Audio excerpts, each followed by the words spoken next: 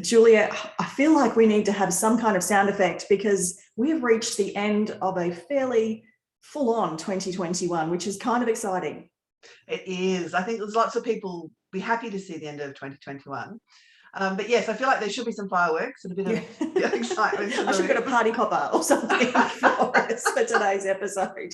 Yes. Because it is exciting. I think we all felt at the end of 2020 like we were turning a corner and 2021 was going to be, brand new and shiny and exciting. And of course, that's not what happened in 2021. It was even worse, I think, than 2020 for many of us. I think that's right. I think just because it built on 2020. So whereas 2020 was sort of, people were in lockdown baking sourdough and, gardening. By 2021, everyone was over that.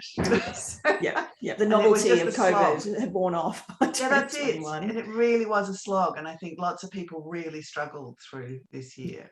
Yeah, because I think 2020, we were just in shock. We were dealing with that kind of instant trauma that happens. But when it becomes a long-term thing, and particularly for those like you in Melbourne, like it just felt like it was never ending for you guys. Yes, yeah, and I think that's it. But everybody's been impacted. Even I know I have family and friends in Queensland, and whilst they're not directly, impacted, they're not wearing masks every day and all that sort of thing. They're still impacted in that they can't travel for work. Their families can't get to events. All of those sorts of things are going on. Yeah. So, and the industry up there, tourism is such a big industry for them. And whilst Queenslanders are enjoying all of Queensland, they do, heavily rely on interstate and international travel as well. Yes. So, yeah, you're right. It's impacted everyone, no matter whether you were directly impacted by restrictions or, just the flow-on effect. So. Yeah. It's been a tough year, but I think 2022 is looking pretty good, a lot rosier. Try that prediction, shall we? Yes, I think so too. I think we definitely have turned a corner now, and I think vaccines were that turning point, weren't they? Where there's now, as they say, there's no excuse now to lock down in any big way, and that I think there's just a general understanding we need to get on with life. Yeah. And and make stuff work now. Yeah. How to just live with it. Yeah, exactly right. So end of the year, are you a New Year's resolution setter? Oh, look, I used to be. I remember finding a diary years ago where I'd made New Year's resolutions in my diary that I was given for Christmas. And I don't think I looked at it again. And so I used to love making them. Now I don't, actually. What I do, though, is just set a sort of, I often have 3 words that I just set for myself. This year I only managed 1 word, but I think that's okay too. It's just, so for me, it's more of a sense of what I want to do. Do you set New Year's resolutions? No, I don't know that I ever really have. I probably tried it on a couple of times, but no, I'm not. I just don't believe in it. I think you can set goals any day of the year. And whilst it is a great point to, either make change or reflect, I do the same thing. I kind of set an intentional theme for the year. I try and pick 1 word, but quite often I can't put down to 1. But I think sometimes 1 is really good because it gives you such clarity and, there's not a lot of pressure around it. But I do try and just be intentional about picking a word to theme up the year and just give me focus on what is really important. And I hear of, I'm thinking of celebrities like Rebel Wilson does this. She has a theme for the year, and I think most recently it was health, and her weight loss journey has been really publicly viewed, but she has a theme, and when you do that, you can just focus all in, and that can mean lots of different things. But yeah, I have a word, I put it up on my wall, and I just try and be intentional around that. But no, I'm not a big fan of New Year's resolutions, and I think by and large they're not successful, so it's not something I encourage people to do. But I think it is a good point in time to give ourselves some time to really think about what's important for the year ahead and reflect on the year that's been. So I do think it's a good time to take pause. Do you agree? Totally agree. And I think also when you're leading a team or an organisation, I think it is a great time to reflect for yourself, to stop for yourself and sort of go, where have I come from this year? And what do I want to be doing next year? So before you even get to thinking about your team or the organisation, just thinking about yourself personally. And I think, we talk about this, putting your oxygen mask on first. Yeah. as they talk about in a plan. And I think as a leader, this is the ideal time to do that. I really see this end of the year because we almost invariably take a break over Christmas. Absolutely. And it, as you say, it's the start of a new year. There's a lot of new beginnings stuff going on. And I think it's an ideal time to do some of that. Yeah. Yeah, I think that's so true. I mean, I'm, you know that one of my key, mantras that I live by is that self-care is not selfish. And I think when we're leaders and we're in business, we just go a million miles an hour at everything.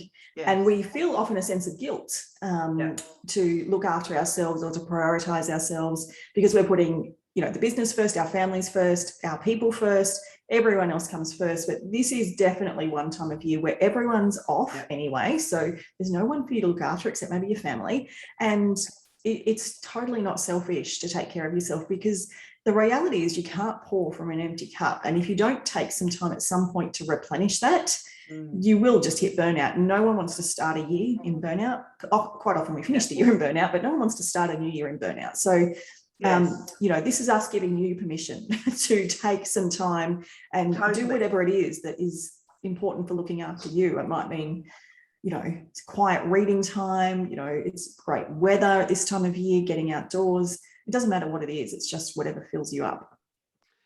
And when you're talking about the cup reminds me of that wonderful analogy. And I think the story goes that the professor stood in front of her class and held a glass of water and said, "How heavy is this?" And everybody went into calculations about its mass and how much water weighs and how big is the glass and everything. And she said, actually, it's about how long I hold it. If I hold it for a minute, it doesn't weigh anything. If I hold it for an hour, it's starting to get a bit heavy. If I hold it for a day, it becomes almost unbearably heavy. And I think that this is the same about the things we hold as leaders. If we don't put them down for a minute, they become unbearably heavy. And I think we need to just be able to step back. I mean, I always also believe that you never have your best ideas when you're really stressed. You have your best ideas when you're walking or you're gardening or you're just doing something disconnected from work, when you're just letting your brain relax and engage in other things. Yeah, I totally agree. I mean, I can't do business planning at my home office or even at home anymore because I work from home now. I need to be physically in a different space without, emails interrupting me, and I actually have to put myself somewhere else to and create some space to let the ideas flow because there's no chance that's going to happen. And I think it's the same for everyone, whether it's just, a micro change, you do need to allow space for those ideas to come. Yeah. Totally. I remember having this real inspiration a couple of years ago, driving around my sister's cattle property in their old Toyota. And we were just looking at things and talking about stuff. And I suddenly had this inspiration about work. It's like, oh my God, I've got to capture this right now because it's just there, And that's the key, capturing it. Yeah, well, exactly. True. Because I'll often think of something out walking. I'm like, how do I remember? Because I will literally, it will leave my brain by the time I sit at my desk. So sometimes I'll record a little audio or something saying, don't forget you had this idea. Just to remind myself. That's what I did and wrote a note. So I think just letting your brain rest a little bit is so valuable. Yeah. And so I think this time of year, it's important to celebrate what you've achieved, because if you've been in a leadership role through 2021, I don't care in what business or what state or territory or where in the world you're based, you've had some challenges. There is zero doubt about that. And I'm sure you've all grown as leaders in one form or another, whether it's learning, at an exponential rate, whether it's testing out the skills that you've got, but, you've really been tested on them in this last year. Don't forget that you've, in some capacity, absolutely improved your leadership. And, we want you to go into the next season and the next year with, that confidence that you've done that and, a real clarity about what's next for you. I think it's also a really good time to just reflect on the things you felt didn't go quite as you'd want them to. and what you want to change for next year. So rather than just barreling along and doing the same thing and expecting a different result, which I think we do so often when we're under stress, we just keep going, you know. Yeah. And I think this has been a time for that, particularly, I know some businesses have been busier than ever. And again, that gives you no time to think. And I think this is a really good time to reflect on the stuff that could have gone better. Yeah. Or things you would like to do more of, or those sorts of things, and how you can build your resources either internally or externally, or your skills to do that. I think is a really thing, because we want to be as effective as we can be as leaders. Yeah. So it's a great time to sort of reflect on some of that too, I think. Yeah, because next, you know, the year ahead is going to be important for all of us. Yeah. It's going to be important. We know there's going to be predicted to be a lot of change in the workplace. So our ability as leaders to have our team on board to influence our people will be more important than ever. So, totally, you know, it's okay that we don't know everything right now. And it's okay that we might have identified, actually, I don't have that, you know, skill, or I need to do better there. That's actually a really good thing. That level of self-awareness is a really good thing, because then, you know, you can go ahead and work on it, learn more, practice, all of those things to help you. I think so. And it may be even that you identify that you need somebody to back you up. You know, you need somebody to be picking up the pieces as you have great ideas or whatever, to help you with those implementation at some level. So it may be that you even identify there's other resources you could put in place that would help you use your time more effectively. And that can be a really big and brave leap sometimes, I think. Yeah, that's what, you know, as you know, I work a lot with small businesses, and that is the biggest turning point for them, when they realize, actually, this doesn't have to be all on me. And I call it the buffer position that we put in place. It's that position that goes in between the owner and the team.